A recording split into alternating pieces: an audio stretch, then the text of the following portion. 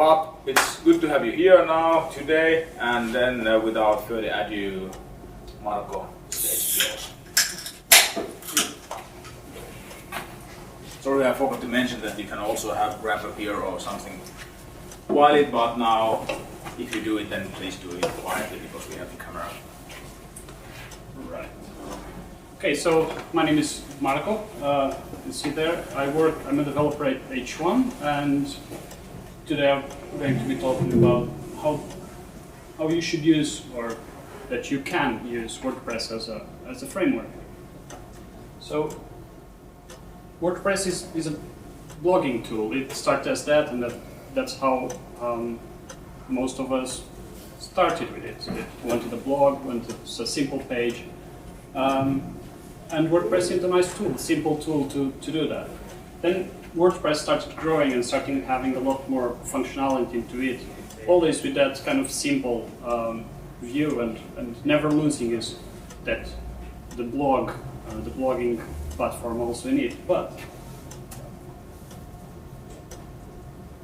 now I think that WordPress is also a good solution to use as a web application framework. But is it really? Like, a lot of people they question this, and I think it's good to question this because you need to know what it's about. But so, what really is a web application framework? So, okay, software framework designed to support dynamic websites. Okay, WordPress fits that. Web applications, web services, web resources. Aims to alleviate overheads associated with common activities. Okay, yes. WordPress also would fit that. Provides libraries for data access, template, framework, session management, and promotes code reuse. Okay, I think one way or the other, WordPress fits this. But usually, when you have some application, let's say ordering, and like some orders, company, you want to specify a data model. Some entities, let's say orders, you want to addresses, persons, organizations, that kind of entity. So how would you do that in WordPress? Well, WordPress has this you can use this, or usually use. I'm more talking about the things that we use. So custom post types, post metadata, taxonomies, custom taxonomies mostly, of course, and post to post plugin. So with custom post types, you just specify the basic thing. Let's say you have orders, so you specify this post type with order. This is one order. Then you can create many of those. Then you have addresses. You may have just addresses and has some data. May have organization, may have a logo of the organization, the name, some more information about it. So you can define that using this register post type, and you can do a lot of things with it already, just with this simple definition. So you can say if this is going to show in the menus, if it's going to appear in the search. You can have hierarchical things. So case of orders is a good example. So you may have a kind of umbrella order that has other orders inside it. So that's one example. And you can specify already how the URLs work for this. Then post meta. Custom post types already have some sort of data, as like a title, some field, text field, image, and some more. But you can add more. You can add a lot more. You can add, for example, an order has a price, has the products. It has a lot of things. So you will need to add more data to it. One way, like the way to do that would be to post meta. So you have an order and then you put fields. And then every time you create, you fill those. And you can do that with these plugins. So you have CMD2, advanced custom fields, typo there, and custom meta boxes. Then you also will need to create some taxonomies. So it's another type of field. So, for example, which kind of shipping, or it depends. So you can register taxonomies. It can also be hierarchical, for example. So and then post to post. This, unfortunately, we have been discussed this me and Aki today and yesterday. That fortunately has been developed lately much. Was it 1 year, right? Yeah, but it's really nice tool. So with it you have let's say an order and you have addresses. You can in the order attach addresses and say, okay, you will ship these to this address. And you have multiple addresses, and you can even add information to this connection. You can say, okay, I'll use this address for shipping and I'll use this address for billing. And that's all enclosed in this connection, so in these two fields. And you can say that every order needs to have 2 addresses or 1 address, and in which way, and so on. So even though it hasn't been updated, I would still suggest that you use one. If you want, grab the project and start also taking care of further development. Yeah, then templating system with WordPress. Well, WordPress has a templating system. It's PHP based, so it's just PHP. But if you want to use it as an application framework, then you can load. You have, for example, your plugin, the way you structure or your code will be different, and you can load templates. The same templates, you can load them from your plugin. There are these functions, the locate template and load template, and they will do the work. They will fetch the file for you, and you can load them, send parameters and things like that. It's nice. And then, okay, you have set your model. How do you access that? What does WordPress offer you to access that data? Okay, it has the WP query. If most people, if they have developed even theme development, have seen this, so you can query. It's a kind of core thing in WordPress, and so you can make queries, based on date. Give me all orders from last month. Give me all orders from a certain company. All sorts of queries are that have a price higher than 1,000 euros or something like that. So you can do that programmatically using WP query. Yeah, in this case, I have the example of addresses. So you want to get all addresses that are the type that have a taxonomy shipping. So it will get all addresses for shipping. Then there's a bit more low-level class, and this is an object, the global object of that class, which is WPDB, and the object is also WPDB. It allows you to do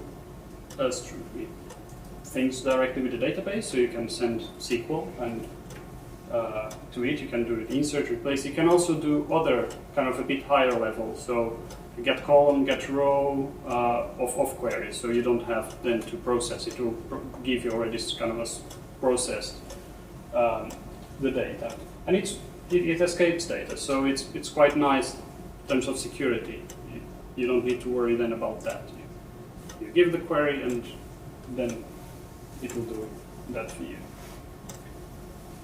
Then user management. That's something. Something that you can also use for that. For example, I'll start in the end here. Like authentication. Instead of authenticating users in WordPress, you can authenticate them somewhere else, and you don't need to. So in your plugin that you build, like the functionality of your site, you just hook into the authentication method. So WordPress authenticates normally, but in the point that you kind of validate, you say, okay, go fetch me this data from somewhere. Okay, these have been implemented for Google, Audio, Facebook. So it will do just the same. But so for the user and for you, you don't have to know anything else. You just hook to this authentication.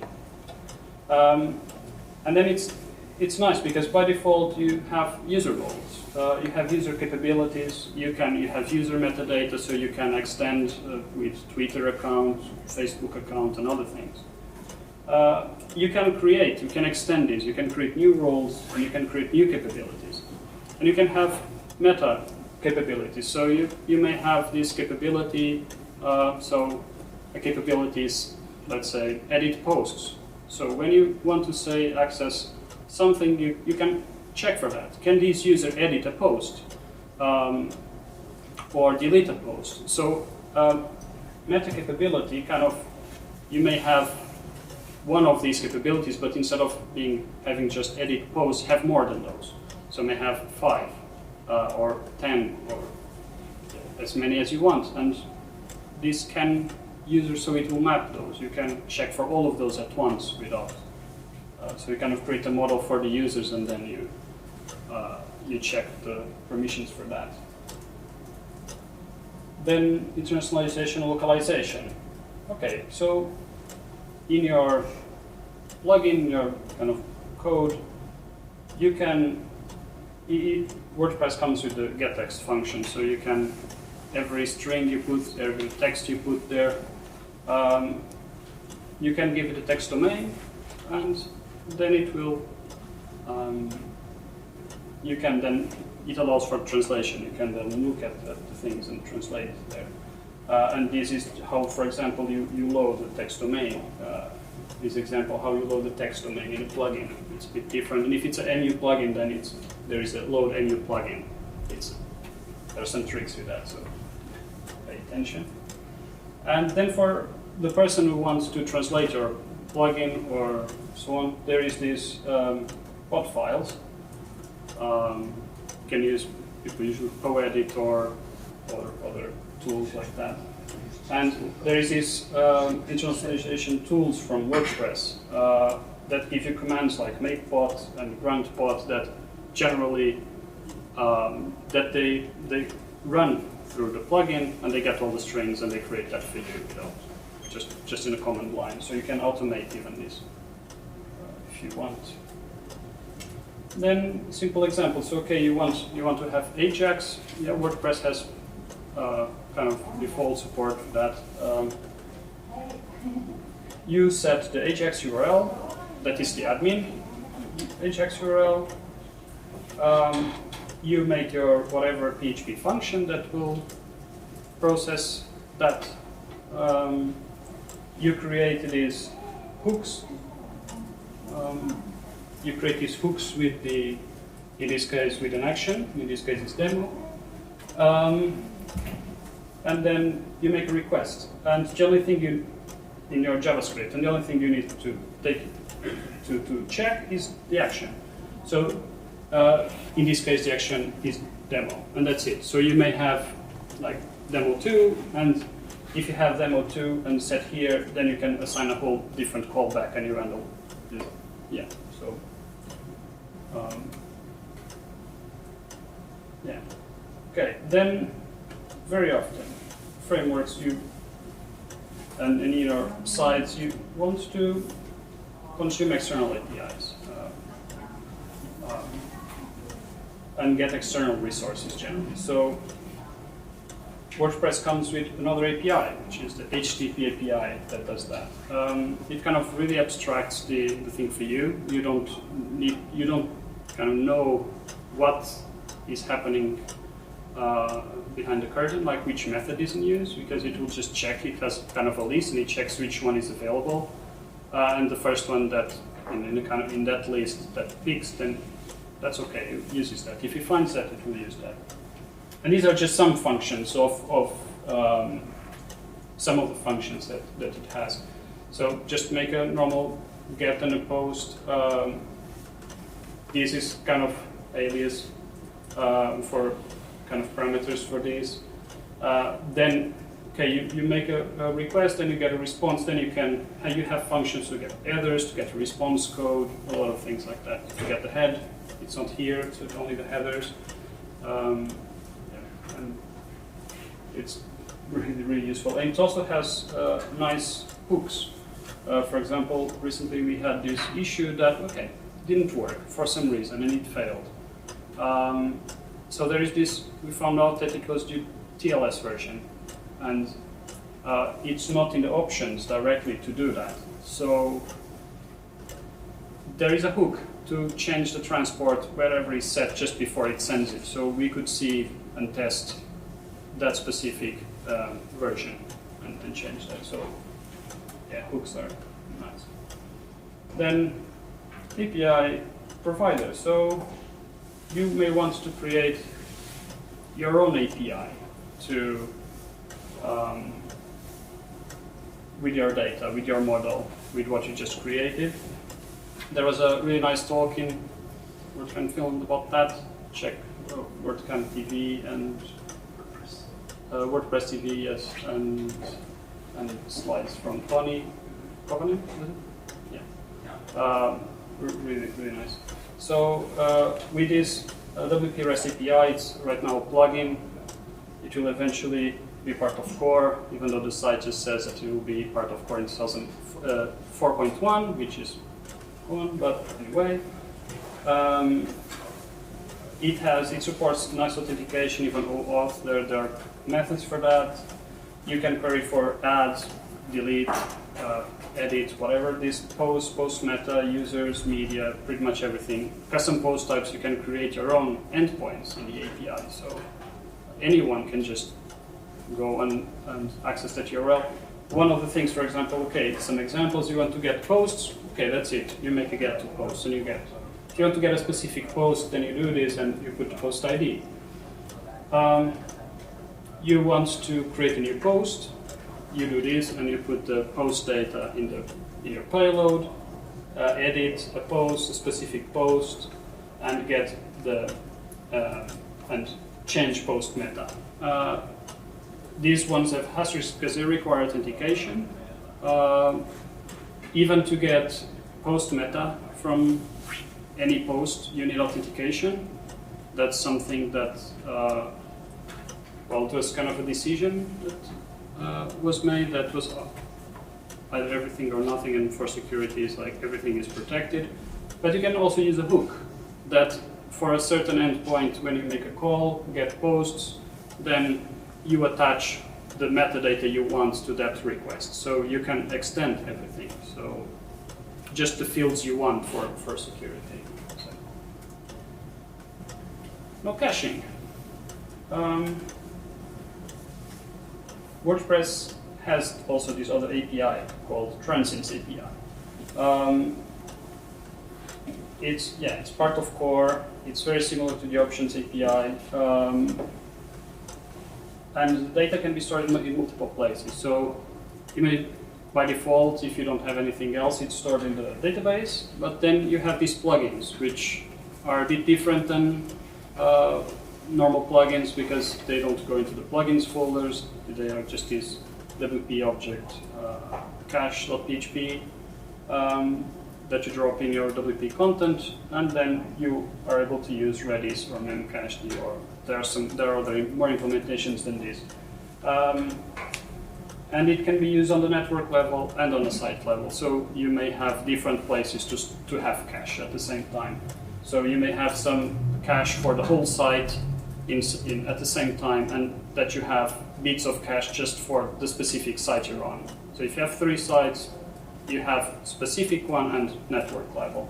And you have different functions for that if you want. So you just set the name, what you want to put in it, and when does it expire. And these are exactly the same, but just network level. The Options API that was mentioned before is exactly the same without expiration. It just stores things and they never expire. Yeah, then there's just a mention to this other thing made by Mark Jacob, is based on in the transients what you just saw before, but this has soft expiration. So even if the content is expired, then it will still serve you the old one, and in the background it will make the new one, which is really nice. Use just an example of how it's loaded. It's like this chaining. So it updates with this function when you try to get it, and it expires in 300 seconds, and it will run in the background. So it updates in the background for you. Yeah. Then URLs. So, okay, another API that WordPress has is a rewrite API. So you can create your rewrite rules, your kind of routing with this. It requires, if you want to do the normal routing, it requires more than the rewrite API. You need some code to have on top of this, but it's really good. So you may have a page and pages that are not even in WordPress. You don't need to go and create a page in WordPress or have the content, or even endpoints if you want to run a cron or things like that. You just with the rewrite API and you create something. This is an example I was mentioning the order. So yeah, you specify the order, you specify an order ID tags, and for the URL, and then you have your rewrite rule. In this case, the base, wherever your base of the site of that page is, and then the same tags that you specified with the value. Yeah, but there are more things. So you have WP error that handles errors. Options API, which I just mentioned, similar to the Transients API. File System API, which you can access the file system and like SSH and things like that. Also, Settings API, shortcodes, a lot of functions for input validation and output sanitization that work together with the getText function. So you can use these. It's kind of aliases that work with both. You get all the media management as well, and even like both status, if it's been published, you have this, and you can create even your own. All right, so this shows that WordPress has a lot of things that other frameworks has. You have all the caching, you can kind of routing, you can do a lot of other things. So why would you really then use this and not use those other ones? Well, for me, these are the things. Like, okay, you have an amazing dashboard. I've used Django and things like that before, and yeah, the administration interface and content input is not very nice. The same with Igniter and so on. It's not as nice as WordPress is. Then you have multi-site. You can create a network of sites, and it's much harder to do in those as well. You have good documentation and a big community with WordCamps. You have and WordPress Café. You have a huge plugin repository that you can use even if you are doing using WordPress as a framework. Because you are using it as a framework doesn't mean that you lose the access to your plugins. You can just use everything. You can use all the UI themes. You can all the plugins, and it's plugins and the core of WordPress. It's full of hooks. So even if you are building something new, you can already access this and change this what WordPress has already done and use that to your advantage. And then it has automatic updates, which I think is quite nice. Just security. Yeah, but of course there are some disadvantages also with this. So for me, these are kind of the biggest ones. You don't have a proper template engine. Okay, it's all the PHP, but it often gets messy.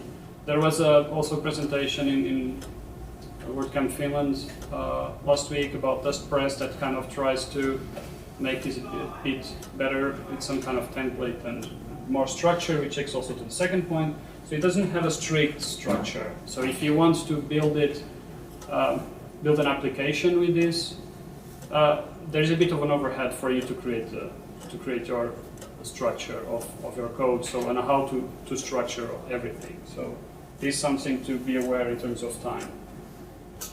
And then performance, because even if you're building something simpler, but if you need high performance, you're always anyway loading WordPress. All the plugins, everything will be loaded. So that's also a minus. Just before I finish, some kind of extra things to mention. WP mock, if you to build your unit tests, it kind of based on Mockery, you can run the unit tests with like mock WordPress, and to create your PHP unit tests, you have page level plugins like W3 Total Cache and WP Super Cache, and they do other things like compression and so on. You have some plugin frameworks that would create a structure that I kind of mentioned here in the disadvantages, but they fail to gain some traction, and really they are not very maintained for what I know. And if you know of any that has been actively maintained, let me know. And then we at H1, mostly Aki, he had this WP length, which is, so it's that structure kind of with WP mock.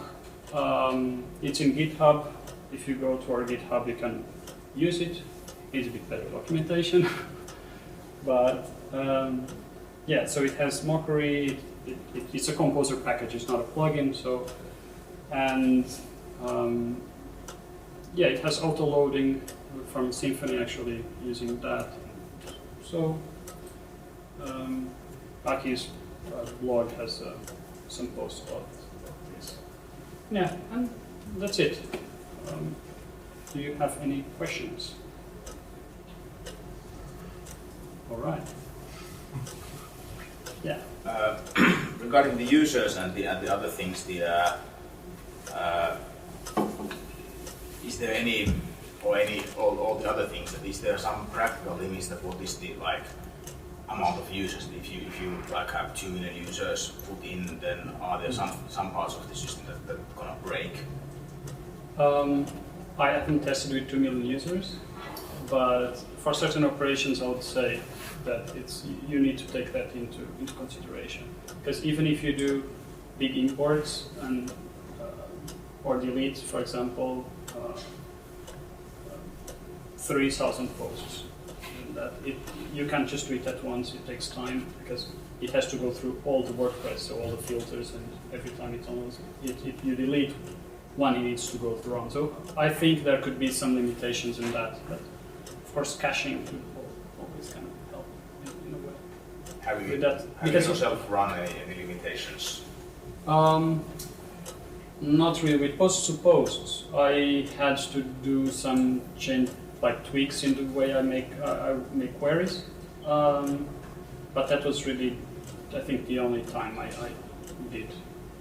Yeah. I did find it. Yeah. So many of the sort of new or lately built PHP frameworks are just essentially glue, which glue different bits and pieces together. Mm-hmm. And well, Drupal has at least tried to move to the direction that they also use some shared components, mm-hmm. which has obviously been harder probably than expected.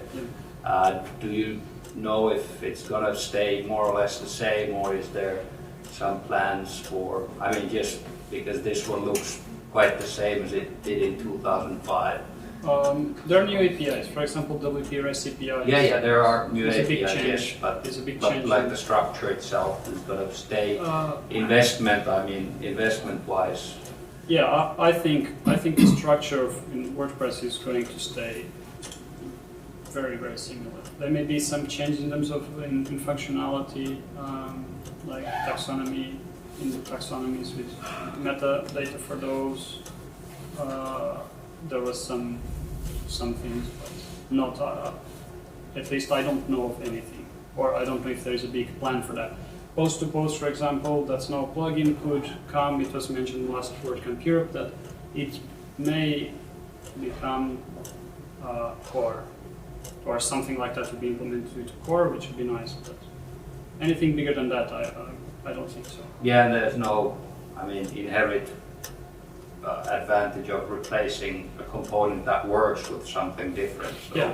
obviously it's not just, refactoring for the sake of refactoring. Yeah.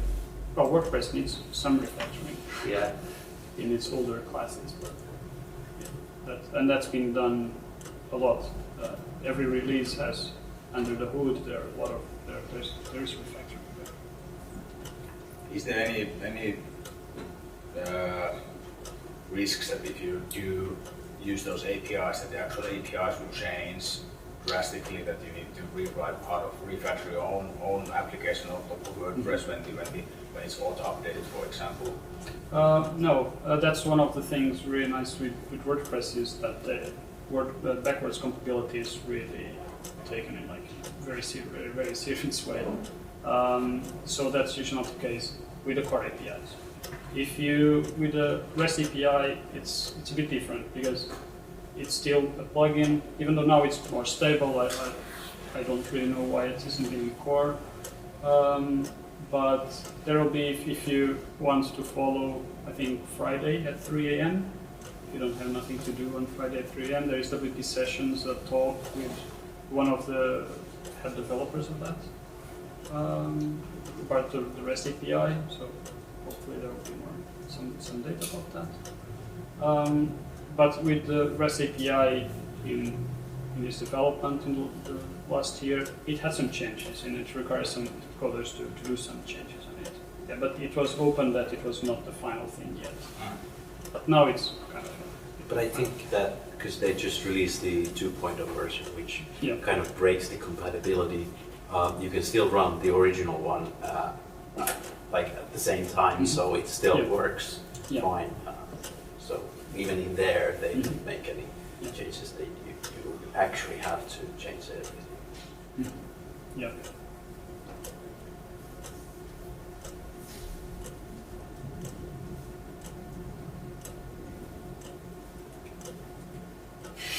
Okay. Thank you, Marco, then.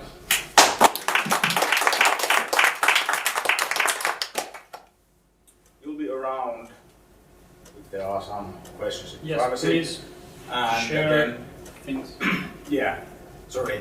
And then there is still drinks. We'll shut the camera down soonish, and then we have networking time until 6 o'clock. Then we will drive you out, and then